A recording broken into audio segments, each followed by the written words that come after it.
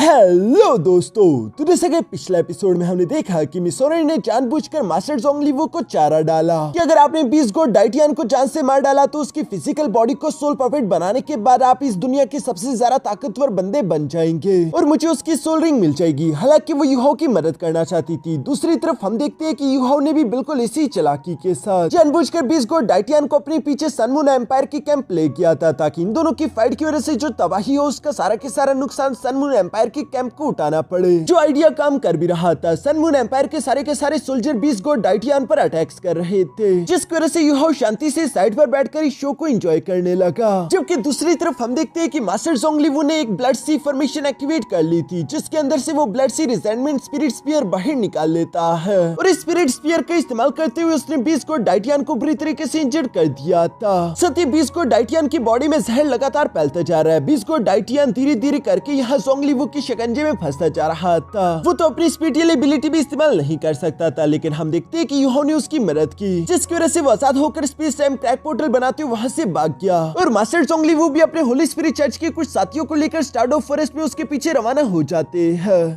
अब आगे तो नेक्स्ट एपिसोड की शुरुआत बिल्कुल उसी सीन के बाद से होती है, जहां पर हम देखते हैं कि मिस ऑरेंज ने अपने साथियों को विड्रॉ करने का बोल दिया था और वो अपने कैंप की तरफ रवाना हो गई। दूसरी तरफ यूहाओ भी उड़ते हुए वापस से शेक सिटी आ जाता है, जहां मास्टर जुआन यूहाओ को संभालते हुए सवाल करके पूछ रहे थे कि यूहाओ तुम ठीक तो हो ना, अब तुम्हारे जख्म कैसे। इस पर यूहाओ जवाब देते हुए कहता है कि फिक्र ना करे, मैं ठीक हूँ। पर साथ ही साथ वो सवाल करते हुए पूछता है कि आखिर वो क्रिम्सन स्पीयर क्या था, उसका ओरिजिन क्या है। इस पर मास्टर जुआन जवाब देते हुए कहते हैं कि वो इवल सोल मास्टर्स की एक बहुत ही ज्यादा फॉरबिडन इवल टेक्निक है, जिसे ब्लड सी रिसेंटमेंट स्पिरिट स्पीयर के नाम से जाना जाता है। इसे बनाने के लिए 10,000 सोल्स की जरूरत पड़ती है। वो सोल्स जो कि गुस्से की आग से भरी हुई हो, उनकी रिसेंटमेंट एनर्जी का इस्तेमाल किया जाता है और जिस दुश्मन ने उन लोगों को जान से मारा होता है, अगर उसके खिलाफ स्पीयर का इस्तेमाल किया जाए तो उसकी ताकत 2 गुना और ज्यादा बढ़ जाती है। और जैसा कि हम जानते हैं कि 20 गोट डाइटियन की वजह से सन मून एम्पायर के वो सोल्जर्स मारे गए थे, जिनकी रिसेंटमेंट एनर्जी को मास्टर जोंगलीवू ने स्पीयर के अंदर इकट्ठा किया। तो इसी वजह से ये स्पीयर इतना सारा घातक बन चुका था और मास्टर जोंगलीवू ने इसका इस्तेमाल करते हुए 20 गोट डाइटियन को बुरी तरीके से इंजर्ड कर दिया। लेकिन ऐसा सिर्फ मास्टर जुआन को लगता था, क्योंकि दूसरी तरफ यूहाओ कहता है कि 20 गोट डाइटियन के पास यिन यांग बैलेंस डुअल सोल कोर्स है, इसलिए मुझे नहीं लगता कि वो इतना भी ज्यादा बुरी तरीके से इंजर्ड हुआ होगा। अगर हुआ भी हो तो जल्दी वो रिकवर कर जाएगा। जिस पर मास्टर जुआन सवाल करते हुए पूछता है कि क्या यिन यांग बैलेंस सोल कोर इतने ज्यादा कमाल के हैं। जिस पर यूहाओ जवाब देते हुए कहता है कि हाँ, जब मैंने यिन यांग सोल कोर्स बनाए तो इसकी वजह से मेरी सोल पावर अचानक से 3 गुना बढ़ गई, जबकि मेरी कॉम्पैक्ट पावर 4 गुना ज्यादा इंक्रीज हो चुकी है। इसके अलावा मेरी सोल पावर काफी तेजी के साथ रिकंस्ट्रक्ट करती है, कोई भी एक्सटर्नल फोर्स इसे पेनिट्रेट नहीं कर सकता। पर ये तो सिर्फ मेरी बात है। दूसरी तरफ 20 गोट डाइटियन की कल्टिवेशन तो मुझसे भी ज्यादा डीप है, तो इसलिए मुझे नहीं लगता कि इस मामूली रिजेंटमेंट एनर्जी से उससे ज्यादा कुछ नुकसान होगा। उसे वापस से अपनी फुल स्ट्रेंथ रिकवर करने के लिए बस सिर्फ कुछ ही समय चाहिए होगा। जो सुनकर तो सब लोग ही हैरान हो गए थे। तभी अचानक यहाँ पर मास्टर जुआन सवाल करते हुए पूछता है कि बाय द वे, वैसे मैंने मिस टांग वुटोंग को कहीं पर नहीं देखा, आखिर वो कहाँ चली गई है। जिस पर यूहाओ जवाब देते हुए कहता है कि मैंने मिस टांग वुटोंग को डोलिंग एम्पायर भिजवाया है ताकि वो उन्हें रीइंफोर्समेंट के लिए मना कर सके कि वो रीइंफोर्समेंट शेक सिटी ना भिजवाए। ये बात सुनकर तो पोसाइडन पेविलियन के सारे एल्डर्स ही हैरान हो गए थे और वो सवाल करते हुए पूछते हैं कि आखिर तुमने ऐसा क्यों किया। इवन कि मास्टर जुआन भी यूहाओ से कहने लगे कि ये बहुत ही ज्यादा रिस्की है, मैं तुम्हारी सिचुएशन को समझ सकता हूँ। तुम्हारी और टांग वुटोंग की मेरी मन में रिस्पेक्ट भी है, लेकिन शेक सिटी की 10,000 साल पुरानी लेगेसी मेरे कंधों पर है। मैंने पहले भी कुछ गलतियां की है, लेकिन दोबारा मैं इस तरह की गलती अफोर्ड नहीं कर सकता। जिस पर यूहाओ जवाब देते हुए कहता है कि मास्टर जुआन, प्लीज एक बार मेरी बात को सुनकर समझने की कोशिश करें। मिस ऑरेंज ने हमें 10 दिन की डेडलाइन दी थी, जिसमें अभी भी कुछ दिन बाकी है, यानी कि हम चाहे तो सिचुएशन को बदल सकते हैं। और मानो कि अगर कोई बड़ी जंग शुरू भी हो जाती है, तब भी शेक सिटी के बॉर्डर इतने भी सारा कमजोर नहीं कि वो खुद को कुछ देर के लिए होल्ड ना कर सके। मिस ऑरेंज की कल्टिवेशन तो वैसे भी कुछ खास नहीं, लेकिन मेरा चूंकि लेवल ब्रेक थ्रू हो चुका है, तो टाइटल डुलू लेवल में पहुंचने के बाद अब मेरी कंसीलमेंट और मूवमेंट एबिलिटी पहले से भी ज्यादा बढ़ चुकी है, यानी कि यूहाओ हवा के साथ खुद की बॉडी को एक कर सकता है, जिसकी वजह से कोई भी सोल डिटेक्शन टूल उसे डिटेक्ट नहीं कर पाएगा। मानो यूहाओ की बॉडी कंसीलमेंट के टाइम पर ऐसा एक्ट करेगी जैसे कि वो फुली तरीके से हवा बन चुकी हो। इसलिए यूहाओ यहाँ पर मास्टर जुआन और बाकी के पोसाइडन पेविलियन के एल्डर से कह रहा था कि सही समय पर मैं मिस ऑरेंज को किडनैप कर लूंगा और मैं कोशिश करूंगा कि किसी तरीके से इस जंग को रुकवा दूं। इस पर मास्टर जुआन यूहाओ की बातें सुनकर जवाब देते हुए कहते हैं कि अच्छा ठीक है, अगर तुम्हें ऐसा लगता है तो मैं तुम पर भरोसा करता हूँ, क्योंकि अब तुम और टांग वुटोंग दोनों ही काफी ज्यादा बड़े हो चुके हो। शेक एकेडमी को फ्यूचर में तुम यंगस्टर नहीं तो लीड करना है, इसलिए मैं कहता हूँ कि तुम जाकर पहले अपने जख्मों को हील कर लो और साथ ही साथ अपनी कल्टिवेशन को स्टेबल करो, क्योंकि तुम्हें इसकी अशद जरूरत है। जो सुनकर यूहोप बिल्कुल ऐसे ही करते क्लोज डोर सेक्लूशन में खुद के जख्मों को रिकवर करने और खुद की कल्टिवेशन को स्टेबल करने के लिए चला गया, जहाँ यूहोप खुद की बॉडी को देखते हुए कह रहा था कि बेशक मैं इस वक्त लेवल 92 पर हूँ, लेकिन मेरी सोल पावर एक लेवल 96 लेवल जितने कल्टिवेटर की है। इवन कि अगर इस कल्टिवेशन के साथ मैं एक लेवल 97 के सुपर डोलू के साथ भी फाइट करूं तो मुझे नहीं लगता कि मैं उससे हारूंगा। ये कहते हुए यूहोप अपनी स्पिरिचुअल आइज को एक्टिवेट करके मिस ऑरेंज को ढूंढता है, जहाँ पर वो अपने कैंप में बैठी हुई थी और उसका सर काफी जोरों से दर्द कर रहा था, इसलिए वो खड़े होकर अपने लिए एक वाइन का कप भरने लगी है। पर तभी अचानक उसे वाइन के अंदर पीछे से अनडेड स्पेक्टर रेल्म का गेट ओपन होता हुआ दिखाई दिया, जो कि तेजी से उसकी तरफ आ रहा था। और अगले ही लम्हे हम देखते हैं कि miss orange spectral undead realm में पहुंच चुकी थी, जो जगह मिस टांग वुटोंग के लिए काफी जरा अजीब थी। वो इस जगह को देखकर थोड़ी सी परेशान भी हो गई। तभी अचानक उसे पीछे से यूहोप की आवाज सुनाई दी, जो कि कह रहा था कि क्या तुम भी डर महसूस कर सकी हो। असल तो यूहोप का ओरिजिनल प्लान यही था कि वो मिस ऑरेंज को डरा धमकाकर इस जंग को बंद करवा देगा, लेकिन यूहोप की ये बात सुनकर मिस ऑरेंज शांत होते हुए यूहोप की तरफ देखकर कहती है कि तुम्हारी स्ट्रेंथ पहले से काफी जरा बढ़ चुकी है। मैंने एक्सपेक्ट नहीं किया था कि इतनी जल्दी तुम यहाँ तक भी पहुँच जाओगे। जो सुनकर दूसरी तरफ यूहोप जवाब देते हुए कहता है कि तुम्हारे पास सिर्फ 10 मिनट है, मुझे राजी करो कि क्यों मुझे तुम्हारा सर दर्द से अलग नहीं करना चाहिए। यूहोप मिस ऑरेंज को डराने की कोशिश कर रहा था, लेकिन मिस ऑरेंज डरती नहीं बल्कि वो मुस्कुराकर जवाब देते हुए कहती है कि फिलहाल शेक सिटी सेफ है, लेकिन अगर मैं यहाँ पर मारी गई तो बदले के लिए मेरे सलाहकार सोल्जर्स के साथ मिलकर फनस से शेक सिटी पर हमला बोल देंगे। और क्या तुम्हें वाकई में लगता है कि सन मून एम्पायर की ग्रेट आर्मी अगर फुल ताकत के साथ शेक सिटी पर हमला करे तो शेक सिटी हमें रोक पाएगी? तुम लोग भी इस सवाल का जवाब अच्छे से जानते हो। हम लोगों ने ऑलरेडी 20 गॉड डाइटियन का मुकाबला किया, जहाँ पर तुम भी मौजूद थे और तुमने देखा कि हमारी ताकत क्या है। मिस ऑरेंज जब ये सब कह रही थी, दूसरी तरफ हम देखते हैं कि अनडेड आइस बियर किंग गुस्से के साथ यहाँ चिल्लाते हुए एनर्जी अनलिश करते हुए हवा की तरफ बेचने लगा। पर इस खौफनाक सीन को भी देखकर मिस ऑरेंज जरा से भी नहीं घबरा रही थी। उसके चेहरे पर अभी वही मुस्कान थी, जहां वो कॉन्फिडेंटली यूहोप से कह रही थी कि तुमने मुझे कैप्चर किया, मुझे बंदी बनाया, कहीं तुम ये तो नहीं सोच रहे थे कि तुम मुझे हॉस्टेज की तरह इस्तेमाल करके सन मून एम्पायर को ब्लैकमेल करोगे? क्योंकि ये आइडिया काम नहीं करेगा। तुम ज़ू टियानरेन के कैरेक्टर को मुझसे भी ज्यादा बेहतर से जानते हो, जहां तुमने ऑलरेडी ये देख लिया है कि उसे तो अपने बेटे क्राउन प्रिंस की भी परवाह नहीं थी, तो आखिर वो अपनी एम्प्रेस की परवाह क्यों करेगा?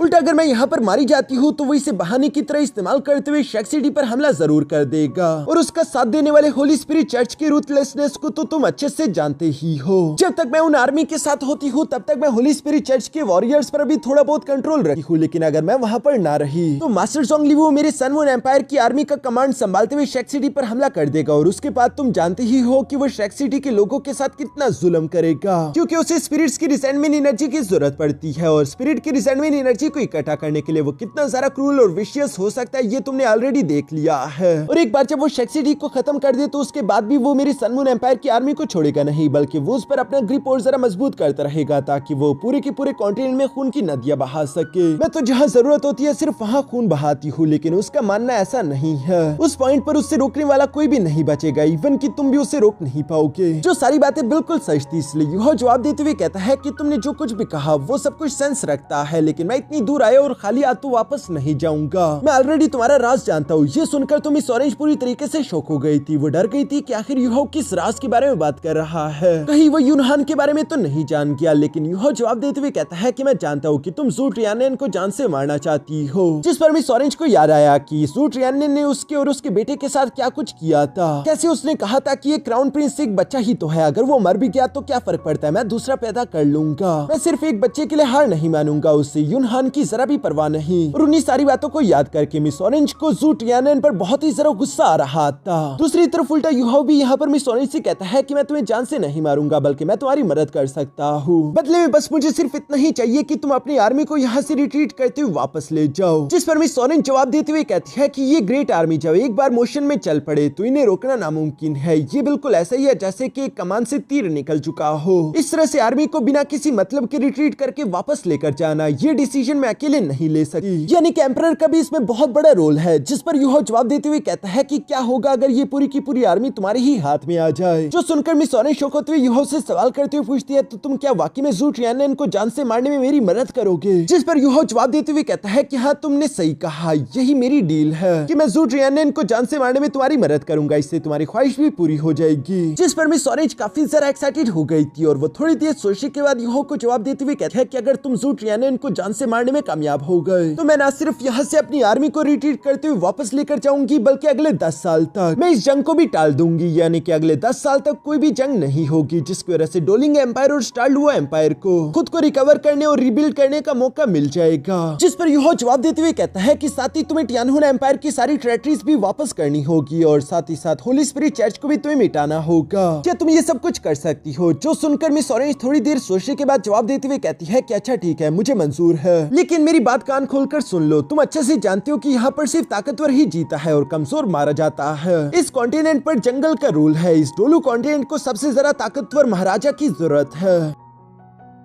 फ्यूचर की दुनिया सिर्फ सोल टूल टेक्नोलॉजी की ही होगी। तुम चाहो भी तो मुझे रोक नहीं सकते, सिर्फ ताकत ही डिसाइड करेगी। लेकिन अगर तुम चाहो तो तुम मेरा साथ दे सकते हो। इस पर यूहो जवाब देते हुए कहता है कि मैं भी अपनी पोजीशन बदलूंगा नहीं, चाहे तुम कितनी ही मीठी बातें क्यों ना कर लो, लेकिन जंग से हमेशा मासूम लोगों का खून ही बहता है। यानी कि यूहो उसकी जंग के आइडिया को कभी भी सपोर्ट नहीं करता। इस पर मिस ऑरेंज जवाब देते हुए कहता है कि अच्छा ठीक है, फिलहाल के लिए तुम बेफिक्र रहो, मैं शेक सिटी पर हमला नहीं करूंगी। ये कहते हुए वो धीरे से यूहो की तरफ बढ़ते हुए कहने लगी कि तुमने खुद ही कहा था कि वो तुम्हारा घर है और आखिर मैं तुम्हारे घर को कैसे डिस्ट्रॉय कर सकती हूँ। ये सब वो प्यार से कह रही थी, लेकिन यूहो उसके सामने से हट गया क्योंकि यूहो को उसका प्यार नहीं चाहिए। उल्टा यूहो यहाँ पर अपनी पावर का इस्तेमाल करते हुए मिस ऑरेंज के हाथ पर एक कॉन्ट्रैक्ट सील लगा देता है, जहाँ साथ ही यूहो मिस ऑरेंज को बता रहा था कि अगर तुमने हमारे बीच के कॉन्ट्रैक्ट को तोड़ा तो तुम जानती हो ना कि उसका अंजाम क्या होगा, यानी कि मिस ऑरेंज की मौत। ये कहती यूहो स्पेक्ट्रल अंडरग्राउंड का गेट ओपन कर देता है ताकि मिस ऑरेंज वापस से अपने टेंट में जा सके। जहाँ जाने से पहले मिस ऑरेंज यूहो की तरफ देखते हुए कहता है कि अपनी गुड फेथ को साबित करने के लिए मैं तुम्हें एक टिप देना चाहती हूँ, डोलिंग एम्पायर पर नजर रखना। जो कहती मिस ऑरेंज वहाँ से चली गई। यूहो उसकी बात सुनकर थोड़ा सा हैरान हो गया था। इसके बाद वो वापस से टांग सेक्ट आ जाता है, जहाँ पर वो देखता है कि मिस टांगुटोंग और मिस्टर बीबी वापस आ चुके हैं, जिन्हें यूहो वापस यहाँ देखकर काफी ज्यादा खुश था। दूसरी तरफ मिस टांगुटोंग भी खुशी से यूहो की तरफ बढ़ते हुए कहती है, तो आखिरकार तुमने सक्सेसफुली टाइटल डोलू लेवल में ब्रेक थ्रू कर लिया, ये तो कमाल हो गया। इवन कि मिस्टर बीबी भी यहाँ पर यूहो को कांग्रेचुलेट कर रहा था। इसके बाद यूहो सवाल करते हुए पूछता है कि डोलिंग एम्पायर और स्टार लुओ एम्पायर की क्या सिचुएशन है, जिस पर मिस टांगुटोंग जवाब देते हुए कहता है कि डोलिंग एम्पायर ने हमारी बात नहीं सुनी, बल्कि इंपीरियल फैमिली इंसिस्ट कर रही थी शेक सिटी की मदद करने के लिए अपनी फोर्स भिजवाने के लिए। उनके 2 लाख सोल्जर और उनके 4 main soul region group already Shake City की तरफ रवाना हो गए हैं। जो सुनकर यूहो काफी ज्यादा परेशान हो गया क्योंकि उसे मिस ऑरेंज की बात याद आई, जहाँ मिस ऑरेंज ने कहा था कि डोलिंग एम्पायर पर नजर रखना। यही उसके गुड फेथ का पहला हिंट था, जो कि यूहो अब समझ चुका है और यूहो ने भी ऐसा ही कुछ एक्सपेक्ट किया था। दूसरी तरफ स्टार लुओ एम्पायर के बारे में मिस्टर बीबी बताने लगा कि व्हाइट टाइगर मास्टर ड्यूक ने भी शेक सिटी की मदद करने के लिए अपनी लीड फोर्सेस का एक छोटा सा पोर्शन भिजवा दिया, लेकिन बाकी की फोर्सेस अभी भी स्टार लुओ एम्पायर की डिफेंस लाइन को मजबूत कर रही है, यानी कि उन्होंने हमारी बात मान ली है। इस पर यूहो जवाब देते हुए कहता है कि इसका कोई फायदा नहीं, क्योंकि मैंने खुद मिस ऑरेंज के मुंह से सुना कि उसका अगला टारगेट डोलिंग एम्पायर है। जिस पर मिस्टर बीबी कहता है, फिर तो हमें उनकी मदद करने के लिए यहाँ से रवाना होना होगा। इस पर यूहो जवाब देते हुए कहता है कि आपने सही कहा, मैं चाहता हूँ कि third brother, fourth brother, sister J, येगुई और मिस नैनक्यू आप लोग मेरे और मिस टांगुटोंग के साथ डोलिंग एम्पायर के लिए रवाना हो। और जहाँ तक मिस्टर बीबी की बात है तो वो कहने लगा कि सीनियर ब्रदर प्लीज आप टांग सेक्ट में रहकर यहाँ की हिफाजत करें, जिस पर मिस्टर बीबी भी मान गया था। दूसरी तरफ मिस टांगुटोंग कहने लगी कि हमारे पास जाया करने के लिए समय नहीं है, इसलिए हमें जल्द से जल्द यहाँ से रवाना होना होगा। इसके बाद हमें नेक्स्ट सीन दिखाया जाता है, जहाँ पर यूहो और मिस टांगुटोंग दोनों हवा में उड़ते हुए डोलिंग एम्पायर की तरफ बढ़ रहे थे। और जहाँ तक यूहो के बाकी के दोस्तों की बात है तो वो यकीनन यूहो के स्पेक्ट्रल अंडरग्राउंड के अंदर मौजूद होंगे, क्योंकि वो अभी तक टाइटल डोलू लेवल में नहीं पहुंचे, इसलिए वो लोग यूहो और मिस टांगुटोंग की रफ्तार का मुकाबला नहीं कर सकते। इस तरह ये लोग ज्यादा तेजी से पहुंच जाएंगे। यहाँ रास्ते में उड़ते हुए मिस टांगुटोंग यूहो से कह रही थी कि हमें आधा दिन गुजर गया डोलिंग एम्पायर के नॉर्थर्न बॉर्डर के साथ गुजरते हुए, लेकिन अभी तक हमने कोई अनयूजुअल एक्टिविटी नहीं देखी। हमें दूर दूर तक कोई लड़ाई दिखाई नहीं दे रही। कहीं ऐसा तो नहीं कि मिस ऑरेंज ने तुमसे झूठ कहा हो? जिस पर यूहो जवाब देते हुए कहता है कि नहीं, उसने झूठ नहीं कहा होगा, उसे अपनी जिंदगी भी ज्यादा प्यारी है डोलिंग एम्पायर से, जिस पर मिस टांगुटोंग कहती है कि अगर तुम मिस ऑरेंज की जगह होते तो तुम क्या करते। आखिर उसके सोचने का तरीका क्या है, हमें पहले वो समझना होगा। जो सुनकर यूहो याद करता है कि प्रिंसेस वीना ने बताया था कि मिस ऑरेंज की स्ट्रेटेजी थी टियानलिंग सिटी को हासिल करने की। उसने बिहेडिंग स्ट्रेटेजी का इस्तेमाल किया, जिसमें क्या करते हो कि आप लीडरशिप को खत्म कर देते हो और एक बार आपने शाम के सर को काट दिया तो बाकी का शाम किसी काम का नहीं। यानी कि अगर लीडर्स खत्म हो गए तो बाकी की फोर्सेस जंग नहीं लड़ पाएगी। यूहो समझ गया था कि यकीनन डोलिंग एम्पायर के साथ भी मिस ऑरेंज यही कर रही होगी, इसलिए वो अपनी डेस्टिनी आई को एक्टिवेट करते हुए कहता है कि मैं समझ गया, ये काफी बुरा है। ये कहती वो मिस टांगुटोंग को लेकर फिर से डोलिंग एम्पायर की इंपीरियल फैमिली की तरफ बढ़ने लगा, जो कि डोलिंग एम्पायर के पैलेस में मौजूद है। रास्ते में चलते हुए यूहो मिस टांगुटोंग को बता रहा था कि मिस ऑरेंज हमेशा बिहेडिंग स्ट्रेटेजी का इस्तेमाल करती है, इसलिए यकीनन उसने डोलिंग एम्पायर के कैपिटल पर हमला किया होगा, क्योंकि अगर एक बार कैपिटल खत्म हो गया तो बाकी का डोलिंग एम्पायर आसानी के साथ उसके सामने घुटने टेक देगा। जो सब सुनकर मिस टांगुटोंग जवाब देते हुए कहते हैं कि इसका मतलब कि वो डोलिंग एम्पायर की इंपीरियल फैमिली को मिटा देना चाहती है, लेकिन अगर उसने डोलिंग एम्पायर की इंपीरियल फैमिली को पूरी तरीके से खत्म कर दिया तो डोलिंग एम्पायर काफी ज्यादा कमजोर हो जाएगा। वो अपने फोर्सेस को खुद को रिकवर करने और स्टेबल करने के लिए वापस बुलवा लेंगे, जिसकी वजह से स्टारलू एम्पायर का नेचुरल एलाई खत्म हो जाएगा और वो पूरी तरीके से अकेले पड़ जाएंगे। जिसके बाद मिस ऑरेंज का अगला कदम होगा स्टारलू एम्पायर पर अपनी पूरी ताकत से हमला करना, ताकि वो एक ही झटके में उसे खत्म कर सके।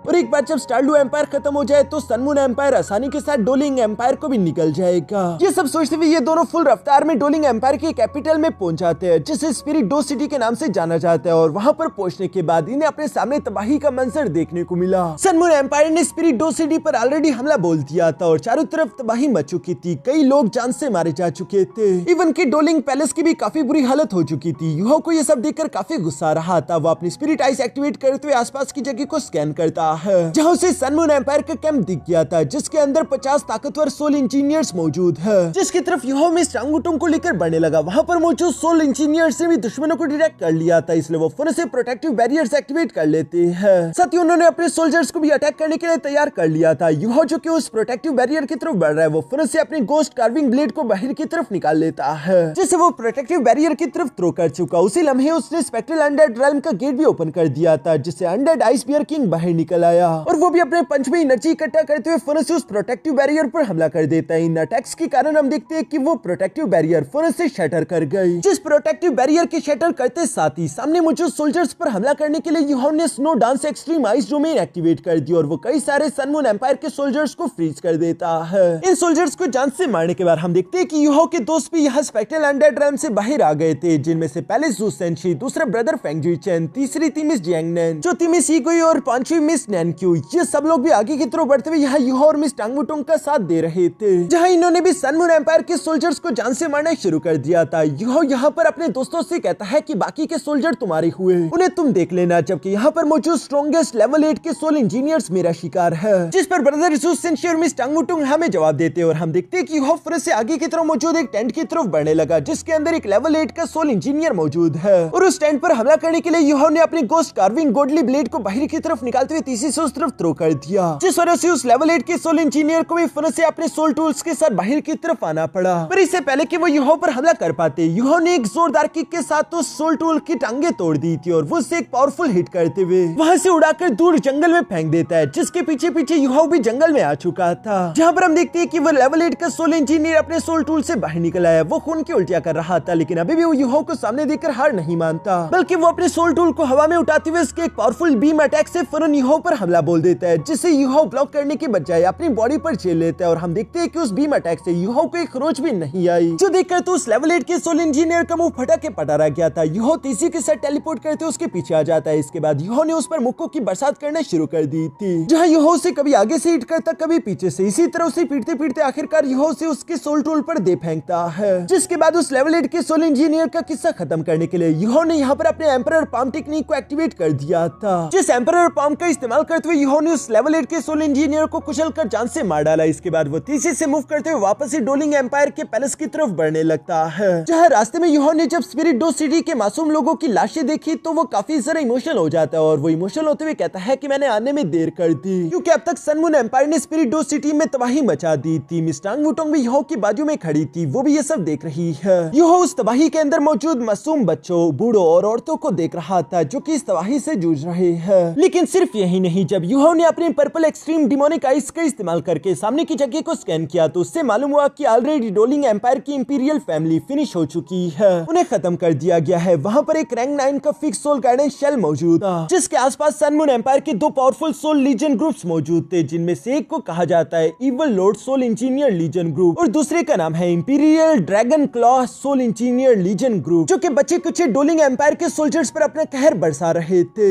यूहो पहले ही काफी ज्यादा गुस्से में था और उनकी इस सिविल हंसी को देखकर यूहो गुस्से में कहता है कि मैं मेक श्योर करूंगा कि इन सोल इंजीनियर लीजन में से कोई भी आदमी यहाँ से जिंदा वापस ना लौट पाए। जो कहते हुए यूहो बड़ी रूथलेस तरीके से अपने बियर क्लॉ का इस्तेमाल करते हुए उनमें से एक सोल्जर को बीच में से काटने लगा। अब यूहो यहाँ पर किसी पे भी रहम नहीं दिखा रहा था, वो सबको जान से मार रहा है, बल्कि वो लोगों के टुकड़े टुकड़े कर रहा था। बिजली की रफ्तार और बहुत ही बेरहमी के साथ हम देखते हैं कि यूहो ने वहाँ पर मौजूद सोल इंजीनियर लीजन के सोल्जर्स को जान से मारना शुरू कर दिया था, जिसमें मिस टांग वुटोंग भी अपनी गोल्डन स्पीयर का इस्तेमाल करते उसका साथ दे रही थी, जो कि साथ ही सर फाइट में यूहो बच्चे कुछ डोलिंग एम्पायर के सिविलियंस को प्रोटेक्ट कर रहा है। यूहो और मिस टांग वुटोंग दोनों का गुस्सा देखने के काबिल था। हम देखते हैं कि मिस टांग वुटोंग ने सिर्फ अपने एक स्पीयर अटैक के अंदर 2 सोल्जर को इतनी जोर से उठा के मारा कि वो कई सारी चट्टानों को चीरते हुए पीछे की तरफ जा गिरे। यूहो भी यहाँ पर बेरहमी के सर अपने एक पंच के साथ दुश्मनों की खोपड़ियां फोड़ रहा था। मिस टांग वुटोंग और यूहो ने तो यहाँ पर सन मून एम्पायर के सोल्जर्स की खून की नदियां बहा दी, पर अभी भी यूहो का गुस्सा शांत नहीं हुआ था, बल्कि वो गुस्से में कह रहा था कि मिस ऑरेंज, तुमने यहाँ पर जो कुछ भी किया उसकी कीमत तुम्हें एक दिन जरूर चुकानी होगी। और यूहो के गुस्से के साथ ये कहते साथ ही हमारा ये एपिसोड यहीं पर खत्म हो जाता है।